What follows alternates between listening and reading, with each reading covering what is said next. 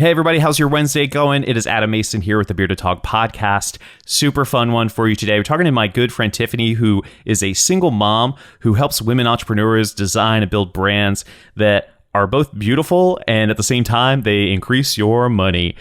She is my favorite person from DC, and now she's moved to LA. And as the son of somebody who was raised by a single mom, she is a single mom. She's rocking it. And I got kicked out of college. She decided to not pursue college after she got pregnant. And there's so many things in alignment here where she's just got wisdom for days about branding and finding your ideal client and all of those things that pertain to, how do you want to conduct your business? That's how that's what branding is the how and how you made clients feel. So without any further ado, here's Tiffany Tolliver at Emma Rose Agency.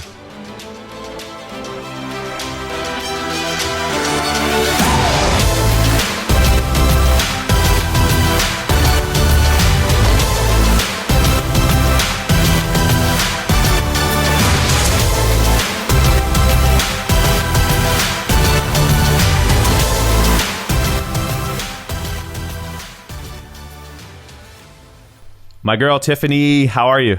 I'm good. How are you? Good. It has been way too long since I've seen you, but this will suffice. Getting to talk. Yes. That's the problem with, I feel like you've just been blowing up and hustling and grinding and, thank you. Yeah. You can't bother people when they're doing that. You gotta let them do their thing. And, it's awesome. You're so great. How's your year going? How's 2018 treating you? 2018 is really good. It's really ramping up in this last 4 months of the year, because I don't know if any other entrepreneur out there feels this way, that sometimes things just click. It may be at the beginning of the year, it may be at the middle of the year, but these last 4 months, I've just gotten so much clarity of what I want to do with my brand moving forward. Moving out to LA has done a lot for me internally and with my brand. So it's going really, really well. I love that. And you're in LA full time now, right? Yes, I am. That's awesome. When did you move out? December of last year. So just about, what month are we in? Gosh, just about 8 months ago. Wow. That is awesome. I know. That is amazing. So for folks who don't know, and I always kind of say this, I want to give you an opportunity to tell us about who you are, a little bit of your background, and how you got to where you are now. Is that, and how that's different than where you were? Sure. So I'm Tiffany. I am the owner of the Emma Rose Agency, which is what I like to call a bespoke, creative-based design agency where we help women in business really increase their income and their visibility through their brand presence. So I really love taking women on the journey of recalculating what branding means, because honestly, the nuts and bolts of branding is not sexy. People focus on the photo shoots, people focus on, the logo design, and really how all that comes together is you focusing on the unsexy things, like what makes your clients tick. You know what I mean? What your clients are looking for. What is your competition doing right now? So I group all those things together in my process, and I help women really go after what they want to in their lives. So I enjoy doing that. It was not what I was doing previously. I was working at a high-end salon in Washington, D.C. as their director of communications, which basically meant that I was being overworked and underpaid a lot.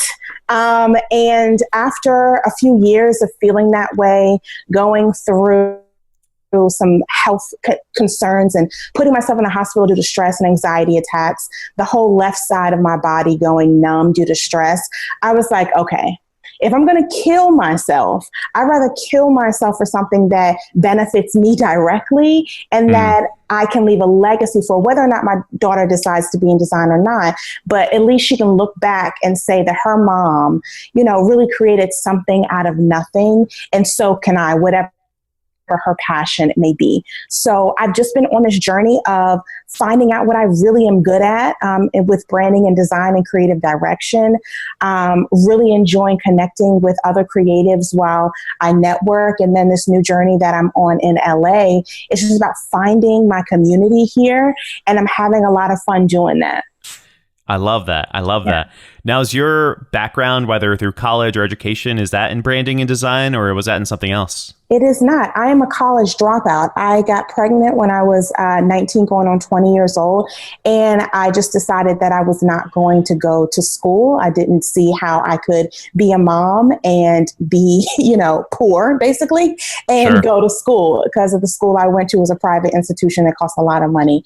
And nor did I want to ask my mom to compensate for that when I had made what I thought at that time was such a huge mistake. So I did not focus on design while I was in school. It was nursing that I was after, because it seemed safe. It's what my mom did. It's what my grandmother did. And I was just like, okay, let me just do this, get a degree, make some money, have a regular life. And it just wasn't in the cards for me to do that. And I'm so happy that it wasn't.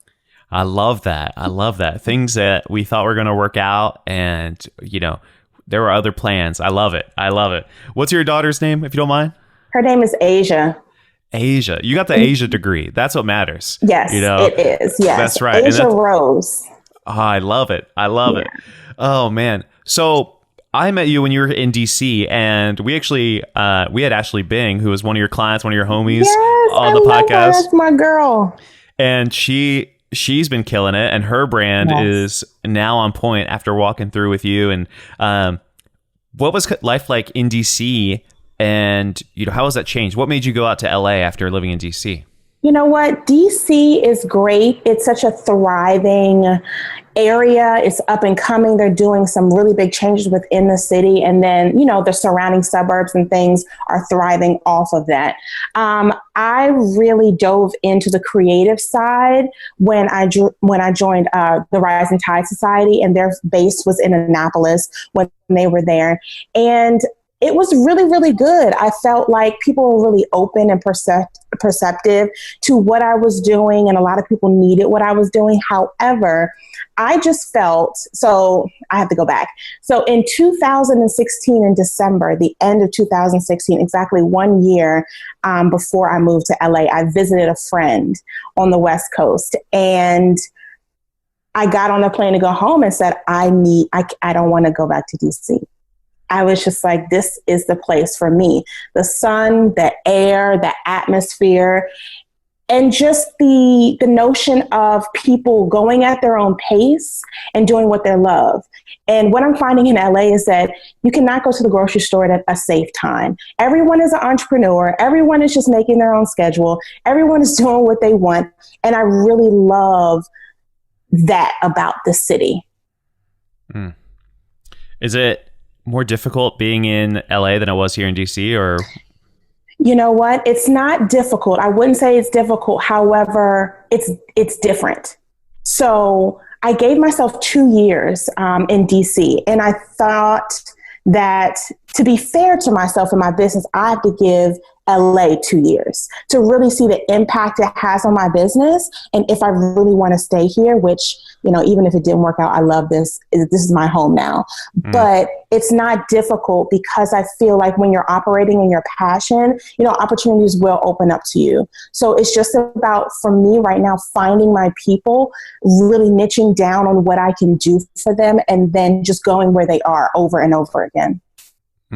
I love that. Yeah. I love that. That's awesome. What is, get practical with me, what are you doing from day to day as far as branding? What does that look like for somebody who's kind of joining your process? And then how do you kind of take them along?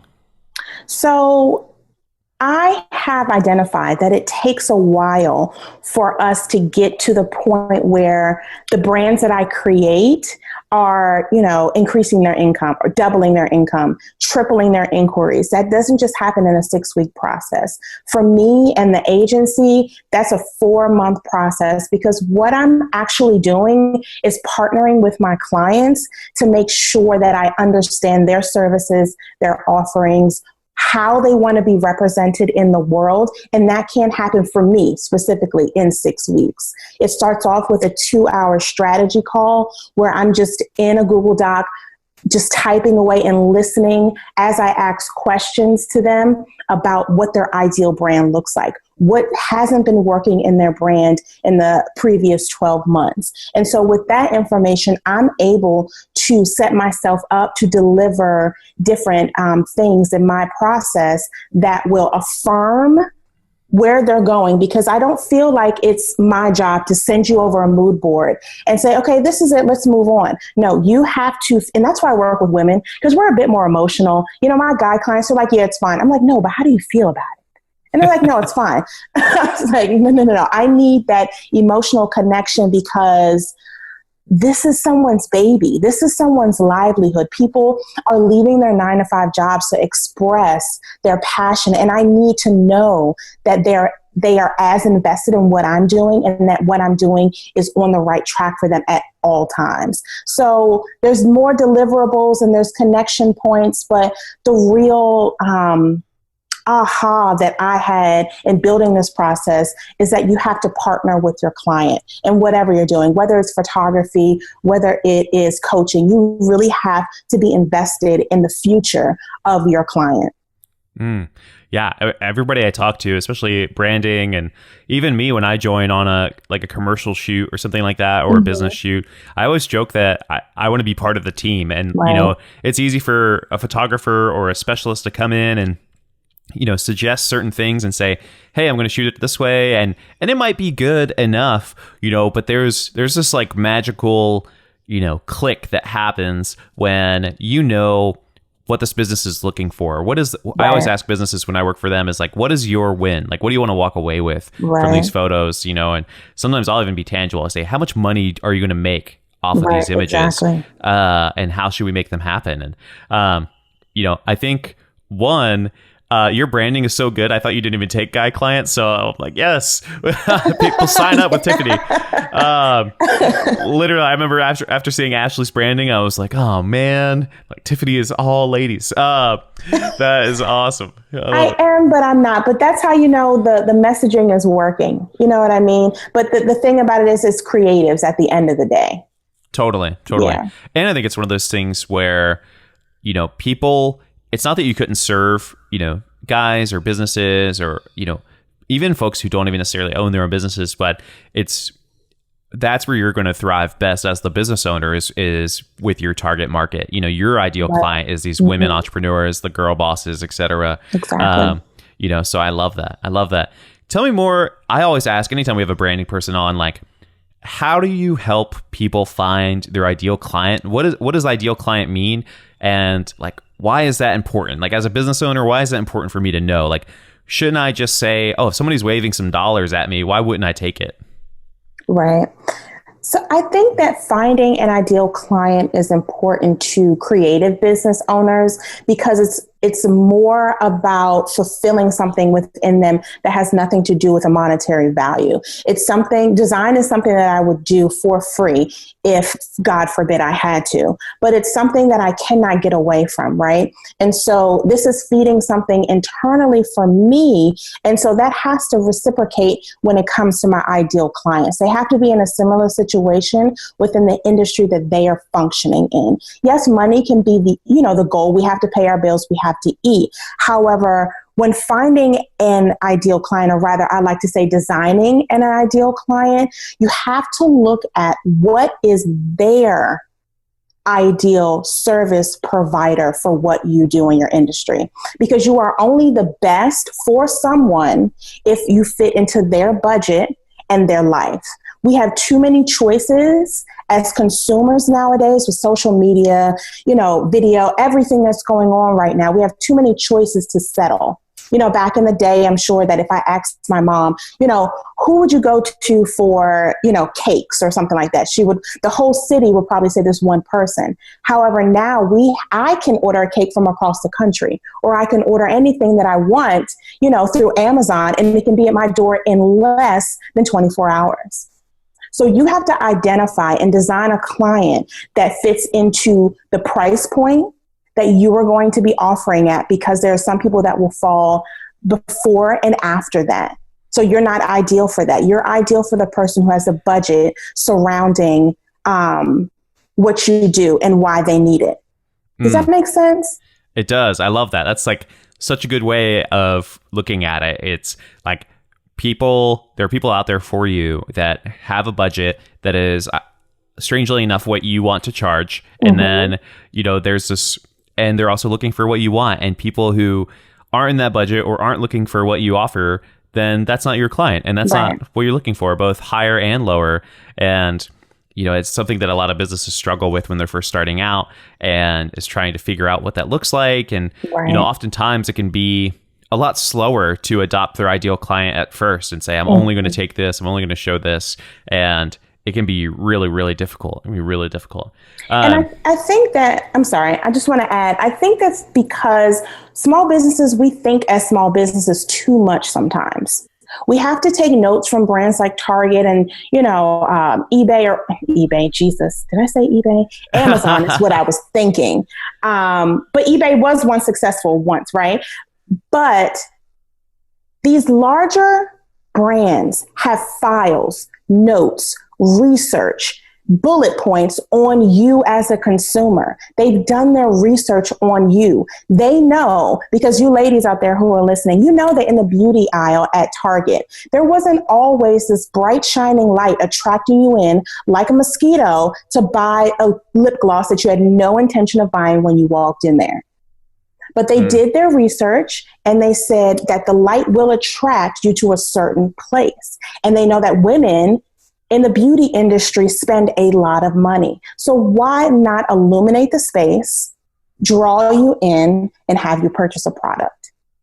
For us as small businesses, we have to interview those people who we think will be suitable for us to serve. I received a lot of coaching on this, and I came out with a gem that was called the Ideal Client Interviews. Ideal Client Interviews are where you pinpoint different people on the internet. I emailed strangers and I said, would I work for her for free? Or do I think that she would be great to work with? Would she put a pizzazz or a spin on my portfolio that would benefit me? If I worked with her, would my brand increase? If the answer was yes, I emailed her and I said, can I take 10, 15 minutes of your time? And what I did in those 10, 15 minutes was I asked questions about their previous branding experiences and what they would want in a future branding experience. How much are you willing to pay for what I have to offer? Do you identify with the title creative director or brand designer? Because for me, creative director means, so much more in my book. But if my audience is misinterpreting creative director and they don't know exactly what I do right off the bat, I'm losing their interest and I'm losing dollars. So for my brand, that's not good. So I had to let go of having this creative director title that only existed in my mind to be able to serve my audience better. Yeah. I love that. Have you always kind of been in touch with that sense? Or, when you first started, was your process as full-fledged as it is now? Oh my God, no. Jesus.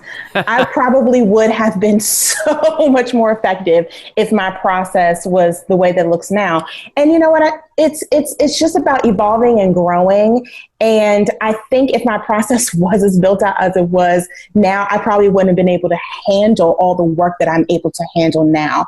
So it's just been a learning lesson. And all of the things that are in my process now are from mistakes that I have made before. No, that makes sense. That's awesome.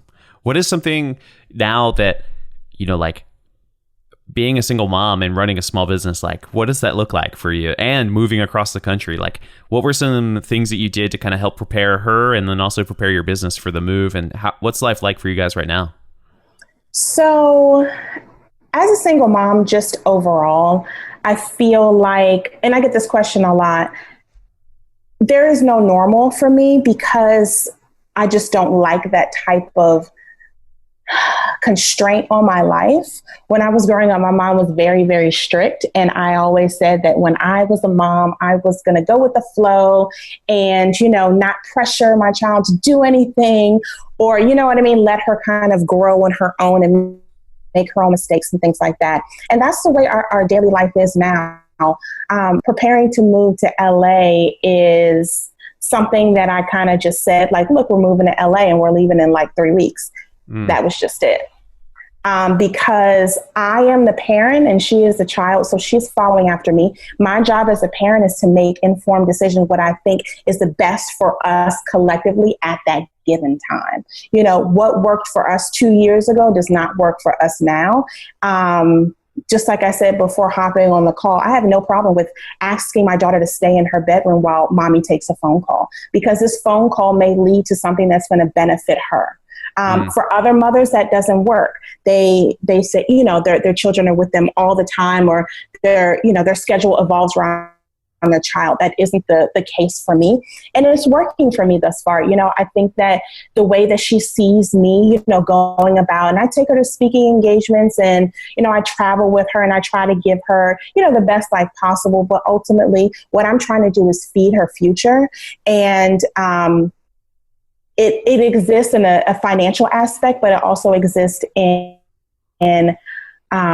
emotional aspect as well. I want her to feel like she can do anything. I want her to feel that she has a brain to think. I want her to feel and know that her mom, tried her very best, although she may have failed along the way, to provide for her and allow her the opportunities to be able to not be bogged down by my expectations of her growing up.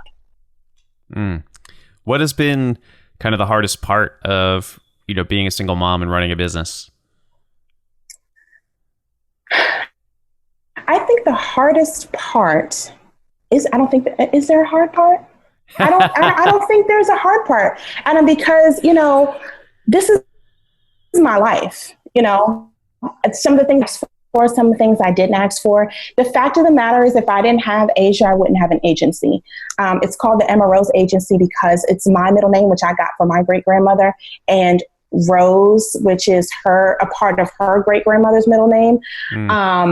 So it's not hard. I mean, it's just my life, and I try to just attack it day by day. The perfect Pinterest mom does not exist in this household. And I'm okay with that. I'm okay with being the type of mom that I am, making the sacrifices that I have to make for her. And I have a good time doing it. Are you still there? Yes, I am. Okay, cool. Did I cut out? Yeah, sorry. No, you're good. You're good. Oh man, as a son of a single mom, it's tough, but I love your positivity and kind of like you've always been kind of like a go-getter like attitude as long as I've known you, and you're just like, you're ready to go after it. I love it. Well, that's not something that I was born with. I'm a very, very introverted person. I like to set myself up in my house to where so I don't have to leave. You know what I mean? I have all the comforts around me. But that attitude just comes from knowing that my future needs to look differently. I don't want to stay stagnant. And so sometimes that fake it till you make it, it becomes your reality. You become more confident. And the more that you do things in fear, the easier things come. I love that. That's that'll preach, Tiffany. That'll preach. So getting back to branding, I know for me, and I have a lot of friends that do branding, and they've been so gracious, and they'll let me kind of talk with them, or I'll purchase kind of like an hour or two of their time just to feel this out, because we always talk about authentic branding, and especially on the podcast recently, we've been talking about like, does your brand match who you are or who you want to serve? And I think the biggest struggle for me and a lot of others is we don't know what we want oftentimes. Like, we can walk through the questionnaires and we can walk through who's your ideal client? What clothes do they wear? What do they smell like? I've seen all those questions. Like, how do you help people when they don't know what they want, or what's your best advice for folks like that? So I get this a lot, and because of it, my process has changed, and I've offered another service to support people in this. But I think that when someone doesn't know what they want, we have to start at the very, very, very beginning, something that doesn't have anything to do with services. We have to start off of the why. Why did you start this business? What's the driving force behind your business, your services, that solidifies your intentions? That's where I start. If no one is like, what do I offer? What do I really want? Why did you start? That question allows a lot of heart to come back into the business, so we're not just focused on money. Because my belief is that if we start off focusing on money, it's not authentic. We can focus on the strategy of making money, because I believe in making lots and lots of money doing what you love. However, we have to understand the why behind why you want to make that money and who you want to serve while you make that money. Right. So bringing it back to that why is always the go-to question that I go to for my clients. That makes so much sense too. Like, you think about it, it's hard to think about like larger or like brick and mortar businesses, but like you think of, if you read the E-Myth, it's about this pie shop, and like somebody, whoever started it, cared about the pies and cared about how everything at the beginning, and she started, from her why, or, not to quote Drake, but started from the bottom, like started from like, all right, this is what we need to, this is our, stage one, if you will. And, like, as that company hired employees, they kind of know the why, but they don't necessarily channel that same, they don't carry it. They have a different why, they're employees, right? And, but we don't think about that as solopreneurs oftentimes, just the idea that like, no, like, keep thinking of this, keep doing this. And we think of branding as this outward thing. It's the most outward thing, when ironically, to develop it well, we have to dive the deepest inward that we possibly can, which is terrifying for a lot of people. Absolutely. And the why, asking that question, usually I'm able to pull out, like during the call, I'm able to pull out 3 to 4 pillars of brand principles, or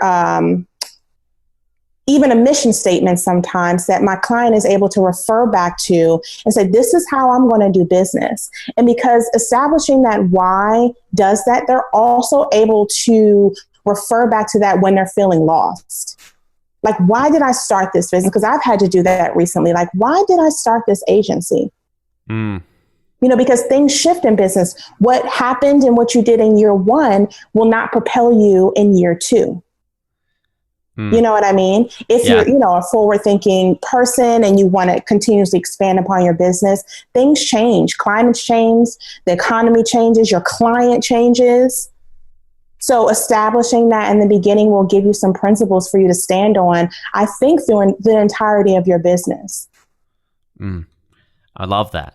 How, when it comes to branding, and, a lot of times people, like we talked about, think about like outward, or they think about the logo, how important is the outward facing branding if they don't have their, we'll say, the inward facing branding? If they don't have their mission statement, their vision, values, like if they don't have that, how important can the outward facing really be?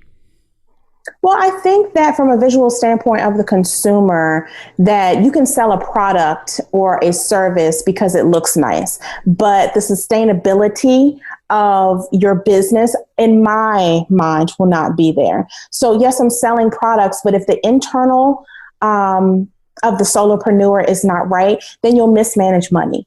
You won't listen to your customer. Although you have this shiny, cute product, maybe your processes aren't right. Maybe you're not making the most of your email list. And so because you didn't establish that at the beginning, yes, you're attracting, but how much are you retaining? And I think that retention in business is where you see the most growth and visibility for a brand. Because you've like, it's like a one-hit wonder, right? It's like, don't be the Milli Vanilli of photography. Just because the pictures look right. If you're taking 6 months to deliver someone's wedding album, if you are late to their engagement session, any of that, that's not going to go well for your reputation, and it will not be sustainable. Yeah, totally. Those are things that, like, we think are business 101, and folks wonder why they lose clients or they don't get referrals. And it's like, no, that's why, Right. Like the inside branding, like, you can't hold on to people with a pretty logo. You got to have the stuff behind it. Exactly. And then, like, I always tell people, the reality is, if you have the strong inward brand, it doesn't necessarily matter what your outward branding looks like yet, or that can change more frequently, because it's like, no, if the product is good and your referral network is high and strong, like, it's a weird thing, because again, we think branding is like this visual thing, and it's like, branding is how you made your clients feel. Right. you know? Right. It is. Yep. And their perception of you and how they articulate that to the world. Because although I shouldn't be saying this because this is my industry, but I have seen a lot of brands that have crappy websites or not a good social media presence, but their internal processes are so good that the engine runs itself without, and trying to convince someone like that they need a website is one of the most difficult things in the world. Yeah. Because they're like, why do I need that? I'm making money. But the icing on top is that visual presence. Yeah. The website will not do it alone. The branding will not do it alone. You are the catalyst to making your brand the most that it can be.